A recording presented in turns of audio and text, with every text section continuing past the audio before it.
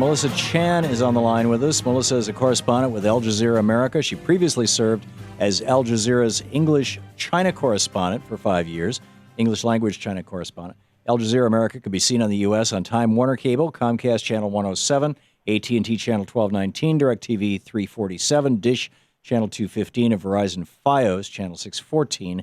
The website is america.aljazeera.com. Melissa, welcome to the program. Great to be on. Thanks for joining us.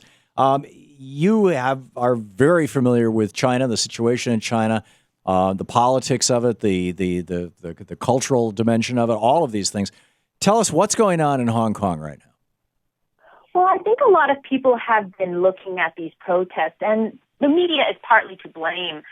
And it's been couched as a political movement. These people are indeed asking for one person, one vote universal suffrage. They're asking for the resignation of their chief executive right now. But there's also another side to this protest, which is the economic side. It's been a long time coming, especially if you're someone who has been living in Hong Kong or following the events in Hong Kong for a number of years, actually. There is a major housing crisis, for example. So you have a middle class in Hong Kong, very educated, where they have no prospect of being able to afford to buy anything in Hong Kong anymore. And look, culturally, this is a place where people are used to living together, 3 generations under one roof.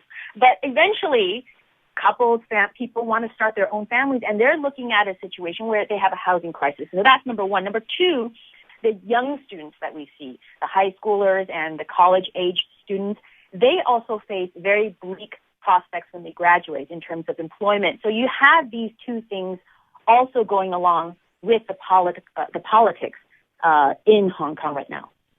So the housing crisis, my understanding of this is that the housing crisis in Hong Kong is the consequence of an explosion in wealth in mainland China, and many of the mainland Chinese are coming to Hong Kong and buying real estate, either to live in or as an investment, and driving up the housing prices in Hong Kong. Do I have that right?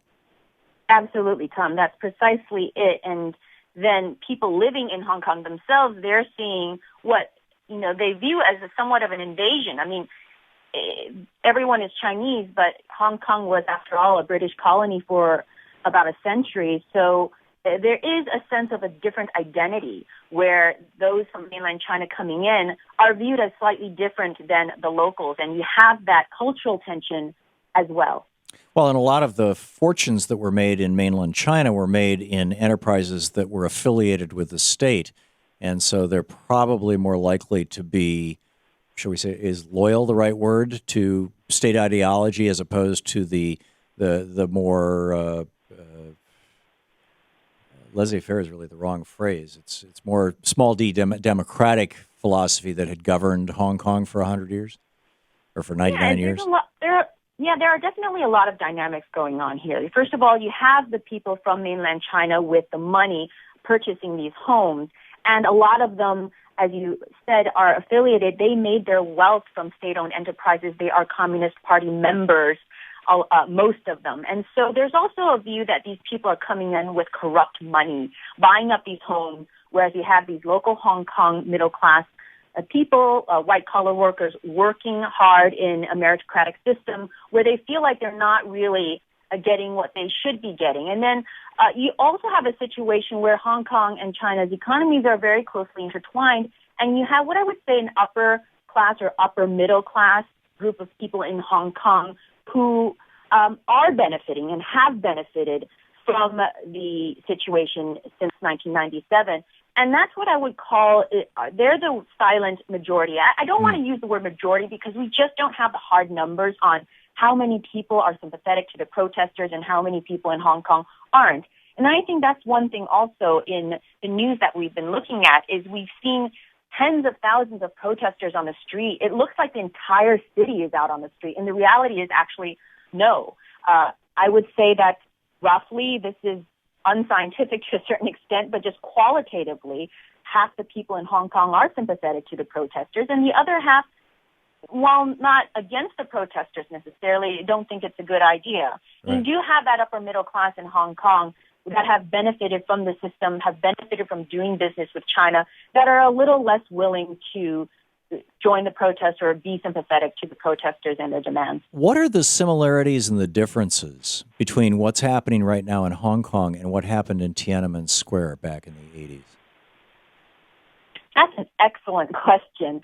What I would say is that in Hong Kong, again, going back to its history, having been ruled by the British as a colony, for better or worse, for better in the sense that the people in Hong Kong have a real respect for the rule of law. There is very, very strong civil society. Those things were missing at Tiananmen in 1989 in terms of a civil society. I mean, you certainly had a grassroots movement that built up very quickly, but you also had, I would say, a less sophisticated group of protesters in terms of understanding institutions, understanding the law, understanding electoral politics. Hong Kong has that, and in fact, ever since the British handed Hong Kong over to the Chinese in 1997, and they have this one country, two systems, to a limited extent, there is a legislature, there are limited elections, there are political parties. That's something that was non-existent in Tiananmen in 1989. So where is it more likely that China is going to basically crush this rebellion, as it were, in Hong Kong, or is it more likely that Hong Kong is going to end up being the tail that wags the dog of China? It's going to produce a, do you think that the Communist Party on mainland China is saying, hey, maybe we need to make some reforms, even if most of them are cosmetic, we need to make some reforms? Or are they just looking at this as, a flea on an elephant's back that needs to be flicked off or crushed? I think in the beginning, in the handover period in 1997, there were a lot of people who hoped that Hong Kong would be the tail that wags the dog. And it's a very, very apt description of what people had hoped. At this point, there would be very few people who believe that this is indeed the case. Now, then the second question is what the Chinese would do, or what they would ask the Hong Kong government and the Hong Kong police force to do. And certainly, I think it's very telling that we, everyone, the world, all of us are wondering. It says a lot about China that we're all wondering whether it's going to shoot down and kill teenage protesters, first of all. Secondly, though, just in the last hour, for example, there have been developments where it looks like the nominal leaders are going to at least talk with the government. So the tension has been a little bit smoothed out just in the last hour, and we will have to see in the coming days where the talks go and go from there. But it's really hard to say. A lot of people believe that because Hong Kong is still a major financial system with a stock exchange, that the Chinese in the end are going to blink. They can't resort to too much violence with this. Some people have said and suggested that perhaps there will be a very limited violence that they will try to manage, and unfortunately hurt enough people, a limited number of people, to scare the other protesters away. Right. It's going to be very, very interesting to keep an eye on this and see how it's going to play out. Absolutely. Yeah.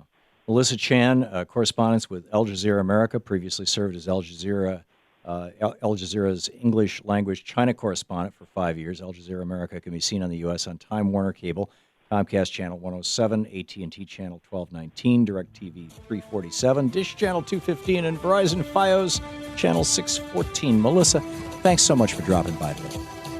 Thank you. Very good talk. We'll be right back.